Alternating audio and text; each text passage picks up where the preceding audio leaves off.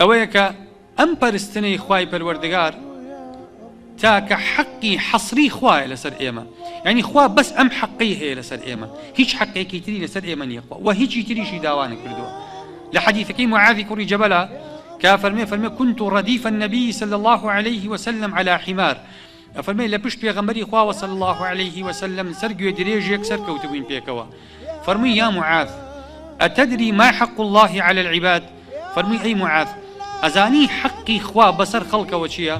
ئەمیش ئەدەبەکە لە خزمەت پێغەمبەری خوایە صلى الله عليه وسلم وەڵامەکە بڵێ قلت الله ورسوله أعلم. معاذ فەرموویتم خوا و پێغەمبەری خوا خۆیان باشتر دەزانن کە خوا چ حەقێکی بەسەر ئینسانەوە هەیە. أفرمي حق الله على العباد أن يعبدوه ولا يشركوا به شيئا، حقي خوا بسر خلق وأويك بتاكو تنها بيبرستن شريكي بوخوا قرار ندن بهيج كسيك هيج هاوليك هيج هاوتايك هيج كسيك هيج شتيك نكن بهاولو هاوتاي خوا لصفات أسماء برزكانيا كوات خوا أم حقي هي بسر إنساني إيمان دارو إنسان أبي لبيناو أم حقيا بجي